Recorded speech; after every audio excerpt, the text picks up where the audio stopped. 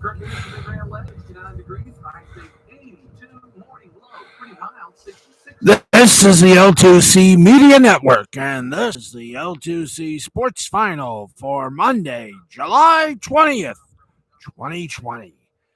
And now, with the latest news from headline to detail, here's our man, Steve the Baxman Baxley. And by the way, this is always sponsored by the L2C Media Network. I'm Harry Von Stuttgart. Now, officially, here's Steve. Hey, how's it going, everybody? Welcome, one and all to Le Bar du Cosine.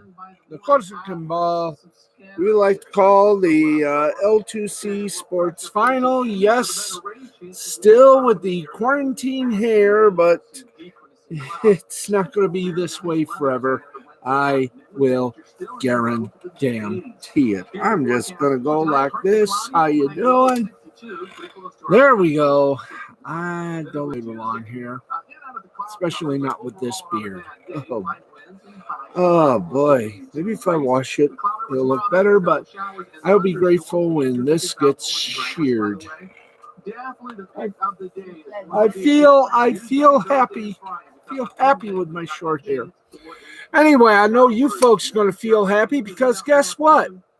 If you are a fan of The Young and the Restless, then you saw the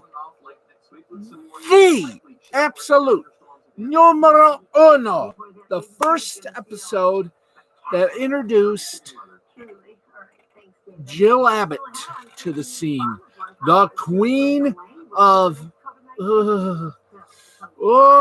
she is the queen of bitches, and she was played with a sensual evilness by the one and only Brenda Dixon, who I hope is watching tonight, because although we cannot play that music,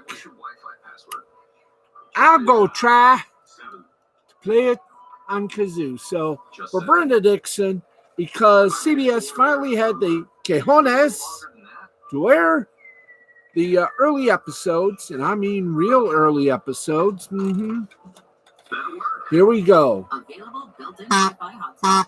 Get a 2020 Explorer with 0% financing for 72 months. Only from your neighborhood.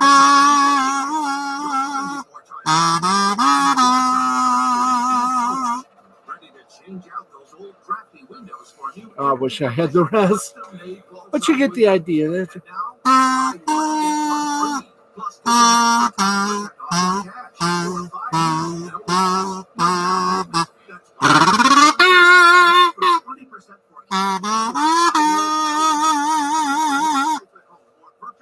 Okay, you get the idea. My little tribute to Young and the Restless when it was good and had Brenda Dixon as the evil bitchy temptress. Men wanted her. Women wanted to be her. Brenda Dixon. Oh, God. I don't know. A lot of kids, when I think the show first aired, or when the show aired, beginning to air, 12:30, which is their time anyways, I'm just going to say this in a joking fashion. High school kids, they were watching Young and the Restless, probably hit puberty by the time Brenda Dixon showed up for her role as Jill Abbott. And I got to tell you something, this woman brought an air of, ooh, God, yeah. I have a feeling, and I am one to admit it, that I am one of many young men at that time that got pup tents in the old pantaloons, especially in those love scenes. I mean, she smoldered.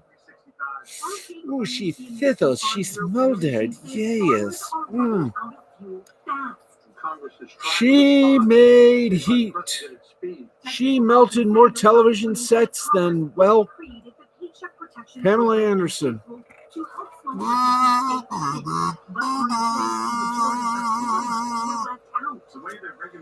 Hello, Young and the Restless, folks. And speaking of Young and the Restless, let's get to it. We've done our monologue. Brenda Dixon. If you are watching this program, oh mon chéri. Ooh, darling, you still can smolder. Anyway, shall we get on with the sports? That's right. This is the sports version of the Young and the Restless because we got a lot on the plate today. Let's go to it by giving you, yes, friends, the Brown and the football lists. Yep, that's right, kids. Even in sports, we have our own confusions. Antonio Brown has expressed several times on social media over the past year he was retiring. So it's hard to believe the former All-Pro wide receiver is sincere when. And that's exactly what Brown pulled on Twitter Monday, sending more messages. He has put more messages on Twitter than Donald Trump.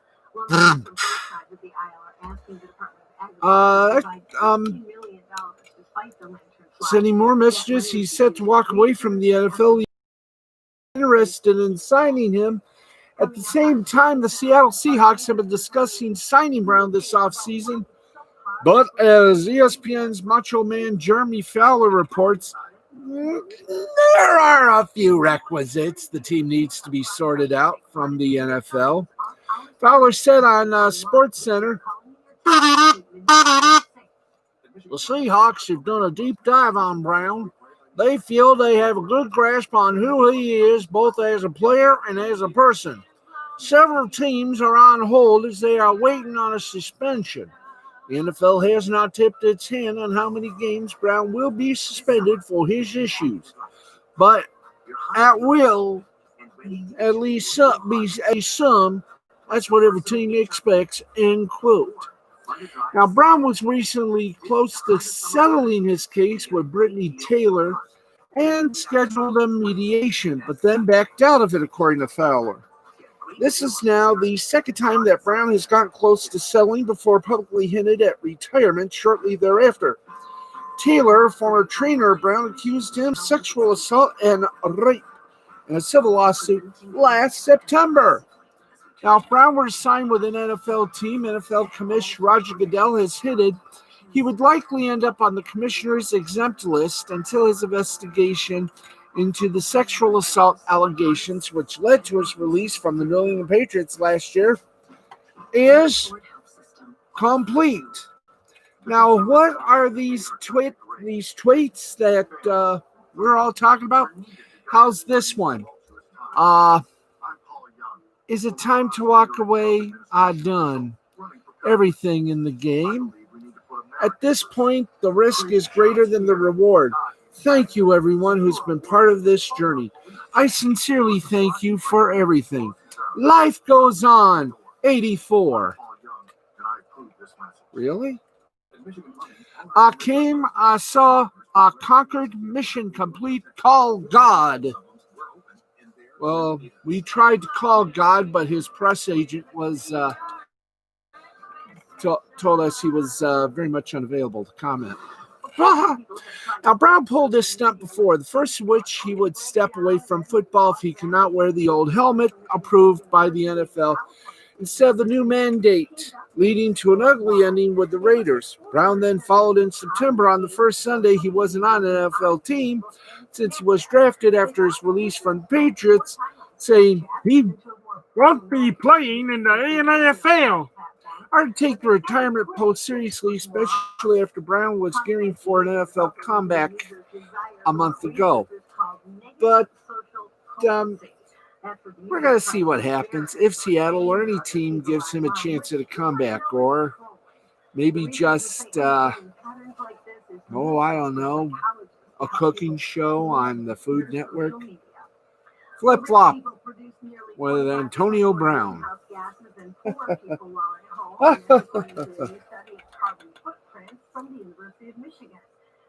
the way, you see those new Burger King commercials featuring cows farting?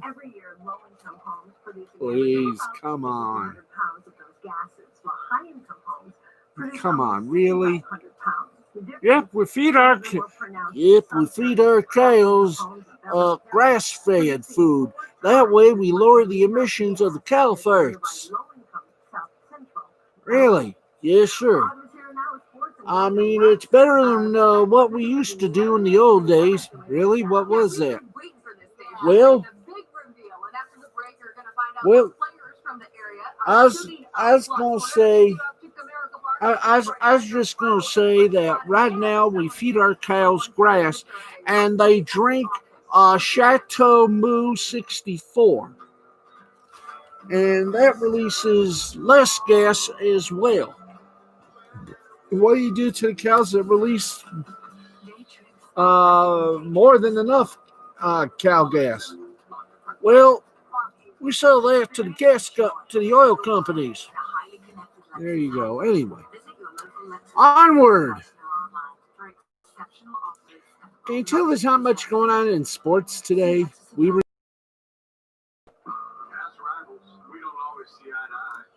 That's right. We resort to everything here. The NFL has made a proposal. The 2020 preseason looks like it will be scrapped entirely, as the NFL has offered the NFL Players Association to play no exhibition shifter of the four-letter monolith of love and joy. By the way, there is no truth to the rumor that ESPN has signed with Trojan, the condom people, to make ESPN condoms. Now you can be on SportsCenter with the one you love. Oh boy. Now this is a major step as both the owners and union try to hammer out each and every detail for what will be a very unique 2020 season as the league continues to deal with COVID-19 related issues. Now, it's been the NFLPA's stance from the start to play no preseason games and allow players more time in training camp to ramp it up for the regular season. But the league has been very reluctant to erase it entirely until now. Previously, the preseason was cut in half from 4 to just 2. On Monday, prior to this latest report, our friends at CBS Sports and precisely Jason Lacanfora relayed that the National Football League has sent a proposal to only have one preseason game. With this proposal now out there by the NFL, it's only a matter of time before the Players Association accepts and will go straight from training camp into the regular season for 2020 with no preseason matchups. This was a topic of discussion. The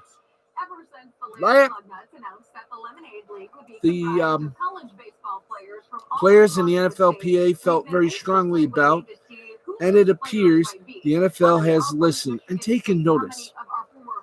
This comes just hours after the NFL and NFLPA came to an agreement on daily testing for the first 2 weeks of training camp. The final major health and safety related topics that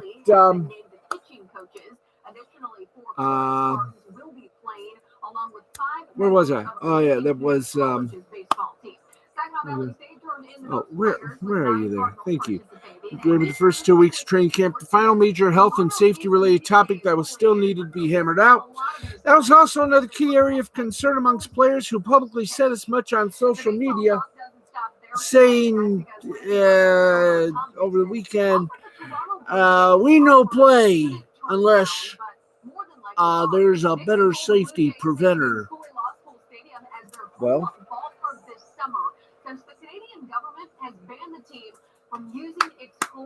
bravis! Anyway, let's do this again.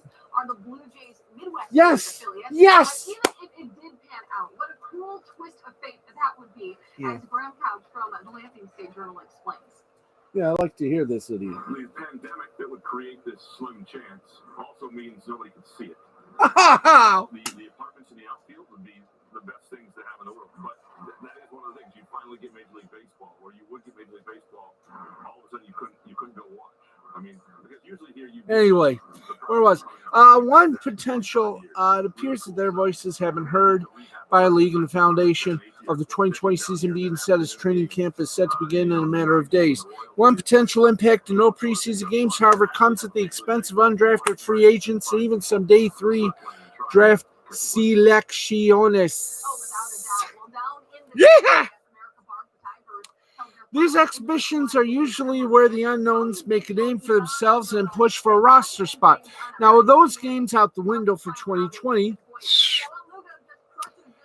it will likely make things a bit more difficult to make the opening roster. One way the league is helping with that, along with dealing with potential COVID-19 cases, is that they are proposing to increase practice squads from 12 to 16 to further expand the roster. Along with offering no preseason games, the NFL also offered an acclimation period from 7 to an 18-day ramp-up, according to His Lordship Ian Rappaport of the NFL Network. Player opt-outs with an August 1st deadline have also been offered previously with the league.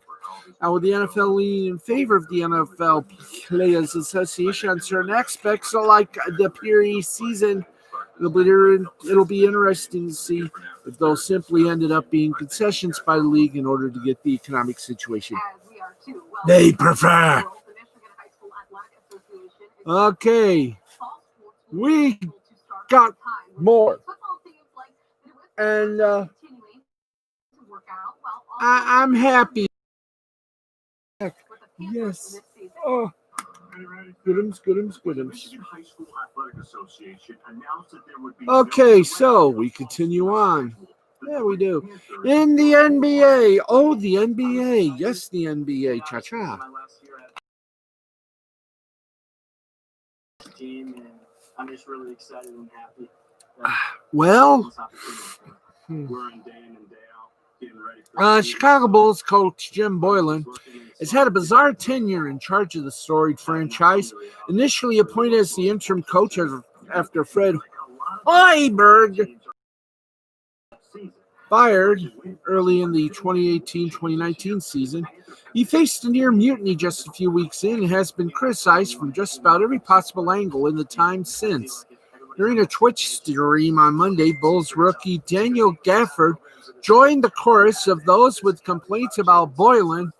While he said he wouldn't go so far as to hate on him, Gafford's comments made it clear he hasn't been thrilled with his experience playing for Boylan, both personally and professionally, as transcribed by WSCR AM 670. Das Score! Yeah! It's rare to hear any player speaking that candidly about their coach in public, but especially second-round pick who spent part of the season in the G League. The fact that Gafford was willing to criticize Boylan so openly, despite little in the way of job security, is another major indictment against the coach. What is it that was said? This is what was said. I'm going to answer this question, but I'm not going to read it out. As a matter of fact, I will read it out. Do you like Jim Boylan? He all right. I don't like him a lot, but he okay. Got some things he can work on. Got some things he can get better at as a person and as a coach. I'm not going to hate on him. I'm not going to hate the man. Oh, jolly. Boylan is, believe it or not, he is 39 and 84 in his season plus in charge of Das Bulls. And with the campaign officially over after not being invited into the Disney World bubble, thank you. They've now missed playoffs 3 seasons in a row. That's the longest playoff drought for a franchise since they missed out 6 seasons in a row following Michael Jordan's departure in 98. With the league's plan for 2020-2021 season still unclear, the Bulls have not made a final decision on whether Boylan will be back as coach. Can you say, not on your life? They have, however, revamped their front office. Longtime GM Dave Foreman was fired after 22 years with the club, while Vice President of Basketball Operations John Paxson was reassigned to an advisory role. How he looks in a captain's uniform, I have no idea. Sailing a ship. The Chicago version of the Titanic. In their place, Arturas Karnisovas was hired as new VP, and Mark Eversley was brought in as GM. Now, Karnisovas has made it clear that he wants a chance to get to know Boylan, though that has been difficult due to this year pandemic. A B-team bubble for the squads not invited to Disney World is reportedly in the works, and they may wait to see what happens with that situation before making a decision on Boylan.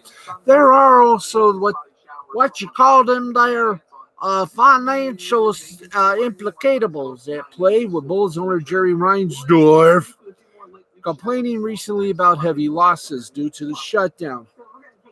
Notoriously frugal, Reinsdorf may not sign off on firing Boylan.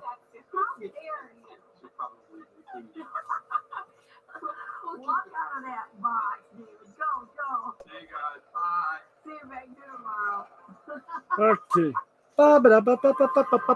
Anyway, like we said, he may not sign off on firing Boylan, which would then make him having to pay 2 head coaches. All told, it doesn't seem like the Bulls want to make a decision on Boylan's future anytime soon. If players keep publicly criticizing him, however, they might not have a choice. Oh, dear God. And I thought the Lakers had a problem. Oh! Let's roll on.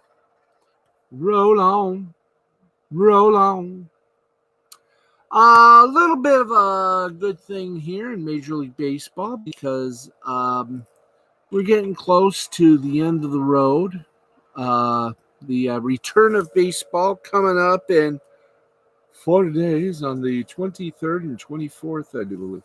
Now, prior to Monday night's exhibition game in Oakland, San Francisco Giant manager and former Detroit Tiger Gabe Kapler became the first MLB manager to kneel during the national anthem this year.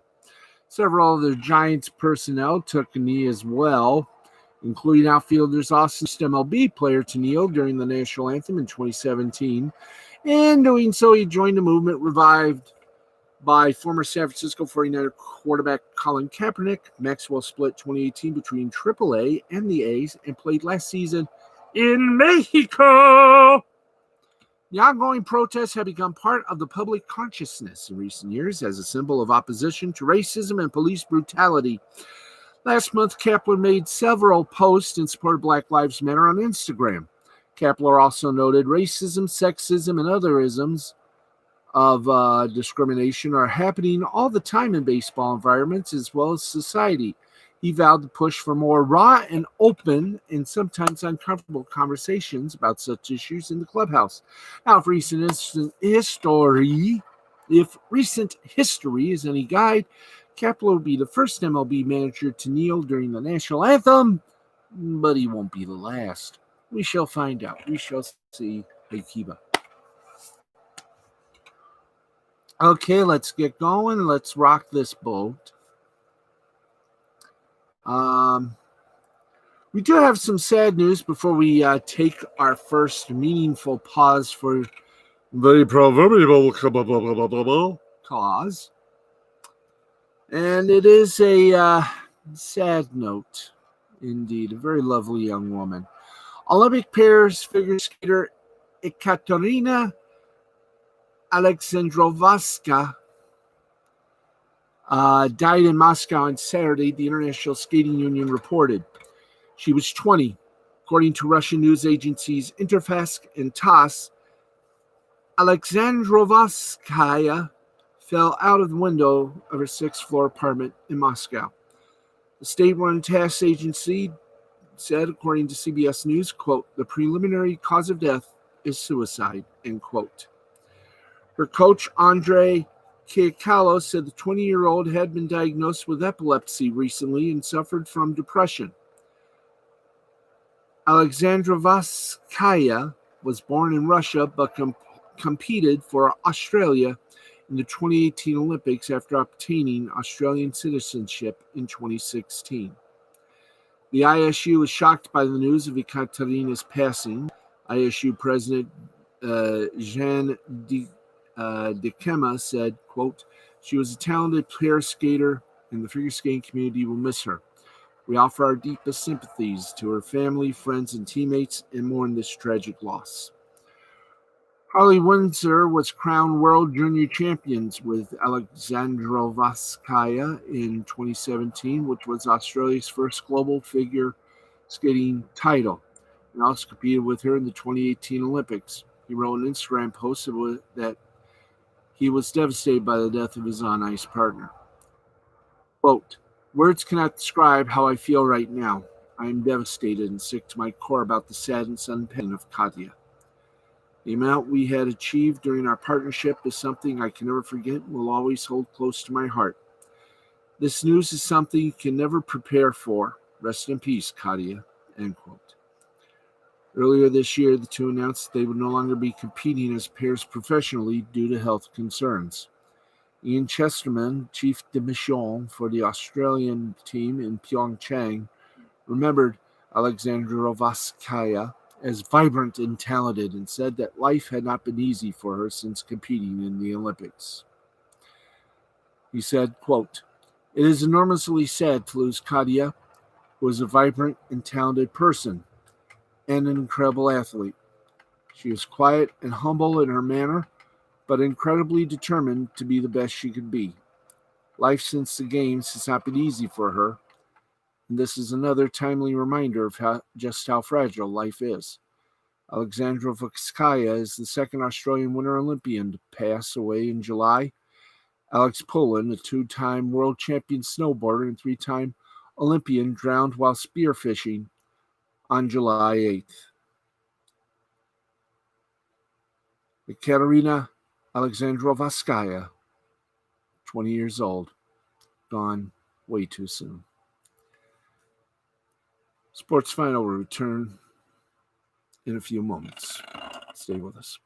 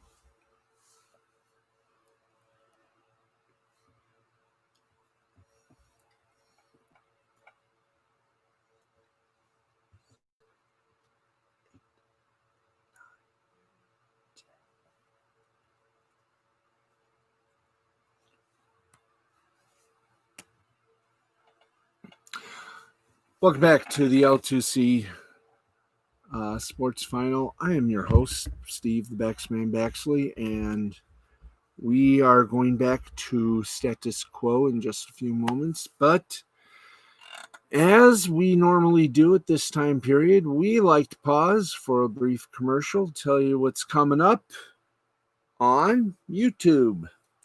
That's right, and tonight it's a Monday night edition of Lost Blaming the Interwebs. And Nick Ricada tonight has Monday Night Madness. That's right. Fed snatching, Twitter head scratching, Vic appeals update, and more. Join Nick Ricada and his guest, or just Nick alone, or Nick with one of his co-hosts. Drexel, mainly. That any show that has Drexel in it, you gotta watch. Either way, it is Lost Blaming the Interwebs tonight, midnight Eastern, 11 p.m. Central Time only on the Rakea Law channel, only on YouTube. And let's get back to the reason that we are that we. So let's lighten things up for a moment and give you what you all want to know, because baseball season, as we said, is coming up very fast. 60 games. So who will be the 2020 Major League Baseball opening day starting pitchers, you may ask? And I'm glad you have asked, because we happen to have that answer for you, kids. So without further ado, here are your starters. Now Major League Baseball will begin the season with 2 nationally televised games on July 23rd, with the traditional league-wide opening day following on July 20th. Summer, are you ready for the good times? Good times. There you go. Hey, gotta do a little Meatballs reference. Bill Murray, Miles O'Keefe. Some teams around the league have announced their opening day starters, and the rest will do so between now and the season opener. Now, here is the all-time opening day starter leaderboard. At number 1, Tom Seaver, 16 career opening day starts. Number 2, Steve Carlton, 14. Number 3, Jack Morris with 14. Number 4, Randy Johnson with 14. And Walter Johnson with 14. Now, only 13 others have made double-digit opening day starts. It is an honor. The opening day starter is the team's ace, but in the grand scheme of things, opening day is just another game. Who wrote that crap? It means just as much as the other 161 games, or in 2020's case, the other 59 games. So, whoa, wait a minute. Time out here. I protest that lineage. Opening day is not just another game, especially around the Tiger area, folks. I mean, Cubbies, Chicago. I mean, if you are a baseball purist, you would do anything and everything to be at a stadium on opening day. It is more than just a freaking game. It's, to borrow a line from David Letterman, it's a festival. That's right. You got people dressed up in, well, let's give you, for instance, Detroit Tigers. You got people dressed up in all sorts of Tiger fan base material. Even dogs are dressed up.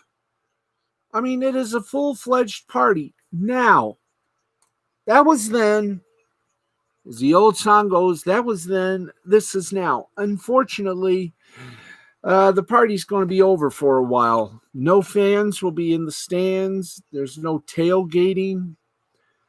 Nobody's going to parade around in fancy outfits. There's going to be no bands. There's going to be no, in the scheme of Detroit, they really put out a large spread. You get your entertainment. You got your tailgaters. You even had a party bus filled with strippers. Adult entertainers dancing on poles in a bus. Yes, that actually happened. But because of the pandemic, it is understandable that no fans, no parties. It's going to be a quiet day, the first time ever. All 30 teams announced their opening day starter over the last week or so. Let's give you all the excitement. For the Diamondbacks, left-handed pitcher Madison Bumgarner, as expected. The prize offseason pickup will be the opening day starter. The D-backs made it official on July 18th. Bumgarner is 2-1 with a 2.70 ERA and 5 career opening day starts. He famously hit 2 home runs in Arizona on opening day 2017. Now, Bumgarner will be the team's 3rd different opening day starter in the last 3 seasons, joining Zach Greinke in 2019 and Patrick Corbin in 2018. Greinke is the last DB pitcher to start consecutive season openers. The Diamondbacks will open the 2020 season in San Diego on July 24th. For the Braves, it'll be right-handed pitcher Mike Soroka, a second-place finish in the Rookie of the Year voting, and sixth place in the Cy Young voting in 2019 does equal an opening day start in 2020. The Braves will begin the new season on the road against the Mets on July 24th. The Orioles will have left-handed pitcher Joe Means. Manager Brandon Hyde told reporters, including MLB.com's Joe Trezza, on July 10th that Means will be the team's opening day starter. Yes, you could say they have the means to win the game. The means to. Well, you don't have to hurt me that much, control room. Anyway, Baltimore opens season in Boston on July 24th. For the Red Sox, it'll be right-handed pitcher Nathan Eovaldi. While Chris Sale is rehabbing from Tommy John surgery and Eduardo Rodriguez was late reporting to summer camp after testing positive for the COVID, Eovaldi will get the opening day assignment. The team announced July 18th per Pete Abraham of the Boston Club. It'll be his first career opening day start. Red Sox begin the 2020 shortened season at home against the Orioles on July 24th. Hey, how about the Cubs? They have right-handed pitcher Kyle Hendricks for the first time since our World Series championship season. It will not be John Lester on the mound on opening day for the Cubs. New manager David Ross announced Hendricks will start the season opener, reports the Athletics' Patrick Mooney. So we'll see how good that is. For the White Sox, it'll be right-handed pitcher Luis Giolito. For the Reds, it'll be right-handed pitcher Sonny Gray. For the Cleveland team, it'll be right-handed pitcher Shane Bieber, not that other singing Bieber. Rockies will have right-handed pitcher German Marquez. For the Tigers, a left-handed pitcher, the hot one, Matthew Boyd. Following a breakout season in 2019, he will get that opening day assignment. Team made it official. It'll be Boyd's first career opening day start. Congratulations. To the Astros, it'll be right-handed Wonderboy, former Tiger pitcher Justin Verlander. Dusty Baker told reporters on July 15th, including Chandler Rome of the Houston Chronicles, that Verlander will start. This will be an opening day start with Houston, the 12th of his career. That is the most among active pitchers and ties for the 8th most in history with Hall of Famers Grover, Cleveland, Alexander, and Bert Blyleven.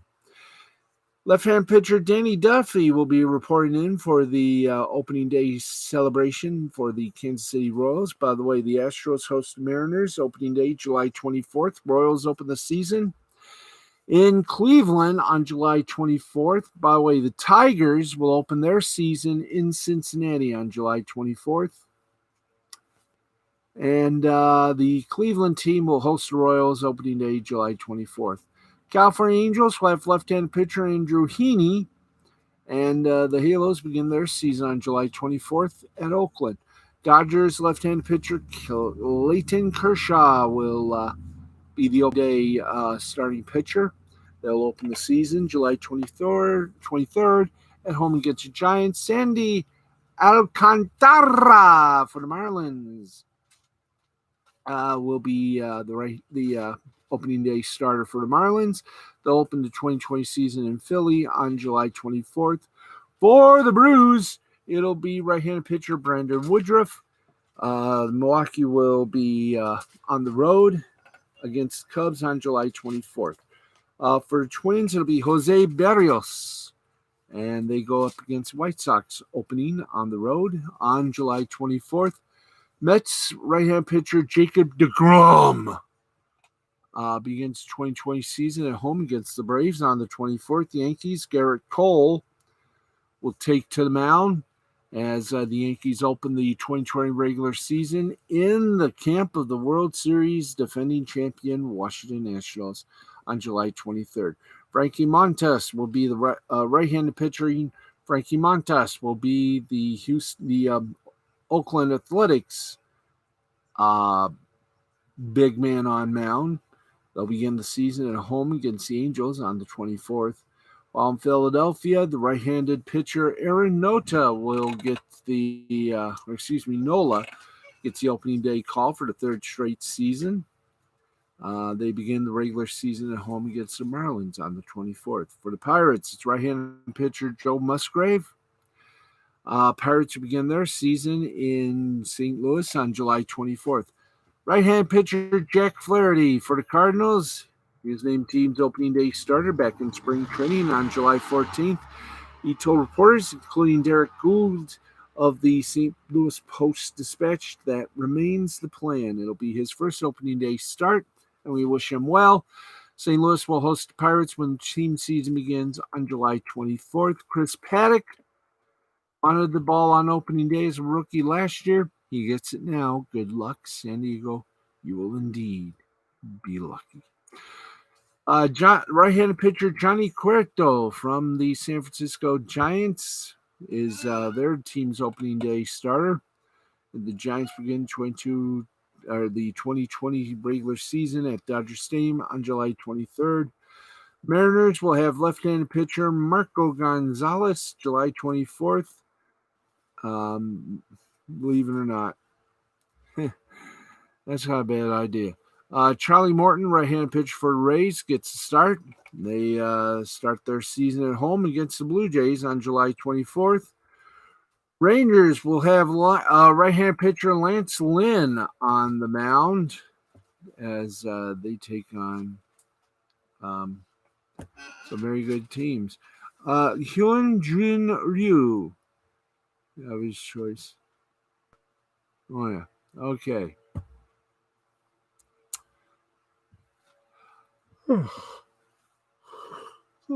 Yes, left-handed pitcher Hyun Jin Ryu.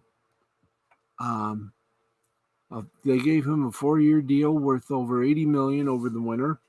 This will be his second career opening day start, and he did good on his last outing. As for Tampa Bay Rays, right-handed pitcher Charlie Morton will get the ball on opening day. Manager Kevin Cash told reporters, including MLB.com's Juan Toribio, on July 18th. There you go on that side. Right-hand pitcher Lance Lynn from Rangers. They didn't waste any time on naming Lynn their opening day starter. Manager Chris Woodward made the announcement on July 24th. Oh, boy. Okay. They will open the 2020 season at home at brand new Globe Life Field on July 24th. They will host the Rockies. There you go. By the way, Blue Jays will open in Tampa Bay on July 24th. Meanwhile, the World Series defending champion Washington Nationals will have right-handed pitcher Max Scherzer. It'll be the time Cy Young Award winner once again to take to the mound. Scherzer will make his third straight opening day start and fifth in 6 years with the Nationals this season. We wish him on speed.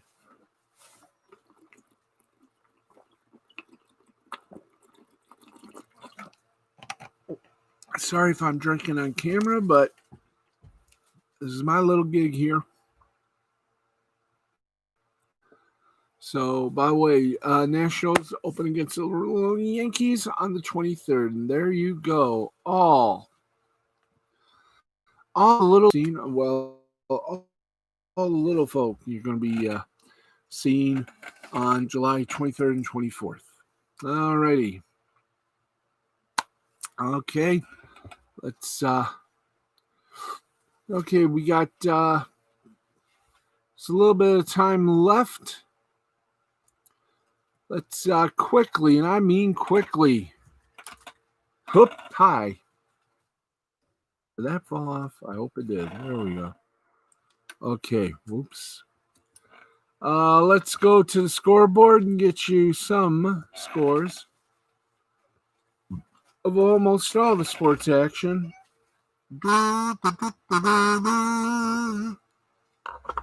And birthday Colombia, the country that gave us Juan Valdez and some of the best coffee in the world. Okay, we got soccer, we got Australian rules football, some baseball, some basketball, you name it, we got it. and we gonna bring it all to you if I can remain on feet. Okay, let's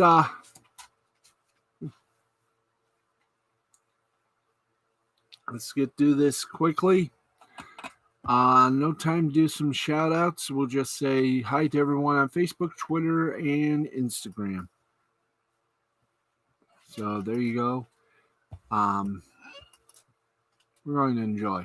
Anyway, speaking of enjoying, let's go to it. In soccer, in the Premier League, Brighton and Newcastle ended a 0-0 tie. Everton beat Sheffield United 1-0. The Wolves pounced on Crystal Palace 2-0. In Italia, Serie A was Juventus 2, Lazio 1. In Denmark Superliga, the regulation playoffs, Lyngby and Hobro tied at 2. Club friendly, you got it. We want it. We got it for you. Chertonovo defeated Dalgoprundi 3-1. Baltica over Omsk 2-1. Shoo boy. Saturn Ramoskvoya over Shanik Yaroslavl.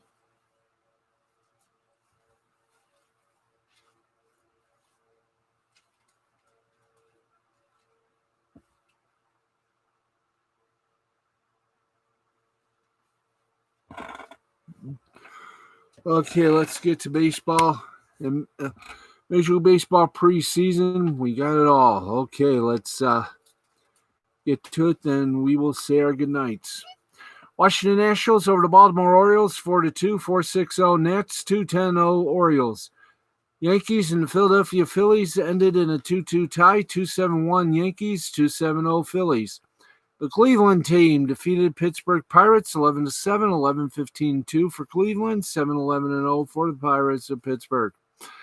Houston Astros over the Kansas City Royals 6-3, 6-8-0 for the Houston Astros. Anyway, Kansas City lost to Houston by a score of 6-3. All right. Nicaragua CNBS playoffs. It was Bauer over Chinandega Tigres 8-2. Yeah, that was it. Wow. Wow, you can't afford a brooch on that. Oh boy. Okay.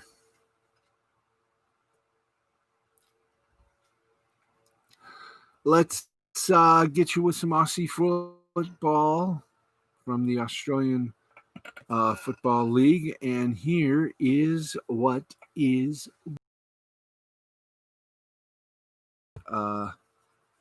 set you up and pin you down. Oops.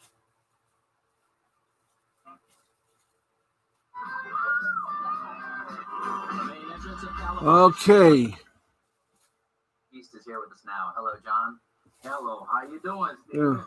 That was a beautiful conversation. Australian AFL, St. Kilda Saints defeated the Adelaide Crows 12-6, 78-8-7, 55. Wonderful to see the two of you together. What was it like to spend that time with him, and what did John Lewis mean to you? Oh, here is what happened on Sunday. Melbourne defeated Hawthorn 14-7-9-1 to 7-6-48. And the West Coast Eagles doused Fremantle Doctors 92. As a truly righteous person. Anyway. And the way that he well, that was incredible. Fremantle Doctors, socially, culturally, everything that we've learned in how to march, how to be revolutionaries without holding. All right, we are nearing from his life example, the end for this. Let's go to it. Gold Coast Suns, as we reviewed, defeated the Sydney Swans 13-14-92 to 9-6-60. Richmond Tigers over North Melbourne Kangaroos 11-11-77 2-1 or 2-11-23. Port Adelaide Power beat up the Carlton Blues 9-10-64 to 9-7-61. And folks, that is your scoreboard for tonight. But the thing about Let us now end this little show the way we began it. And you know what that is? That's right. It's time for shout outs. And we are so squeezed for time. We'll just say hi to everybody on Facebook, hi to everybody on Twitter, and hello to everyone on Instagram. And yes, hey, Toronto Blue Jays, we want you to play your games in Lansing at Cooley Law School Stadium. You would love it. In fact, you all visited there a couple of years ago. the memory of that person. So In let's some put ways, it there's an accusation. this The way. beauty of John Lewis, It's a match made in an heaven. accusation. Even though no fans allowed, You are not it'd be standing great tall to enough. see you. Right. It would And be. that- That's and all we gotta say. Thank you everybody for joining us. Nick Ricada's up next, and for the latest, for a wrap up of all the day in sports, when you can. Sports Central USA follows us at around 11:30. Thanks everybody for watching. This has been a presentation of Mystifying Creativity Productions in association with the L2C Media Network and the L2C Sports Department. Thanks everybody for watching. I'm Steve the Baxman Baxley. Good night, America, wherever and whomever you are. And for those of you who love sports to the point where you are totally just taken away and watching nothing but sports in a rubber room. But there's been a lot of things going on and behind the scenes in Hollywood sets to make everything good. So, folks, enjoy. That's going to wrap it up. Thank you. Good night. God bless. Bye-bye. See you tomorrow night, everybody. Oh, the greats.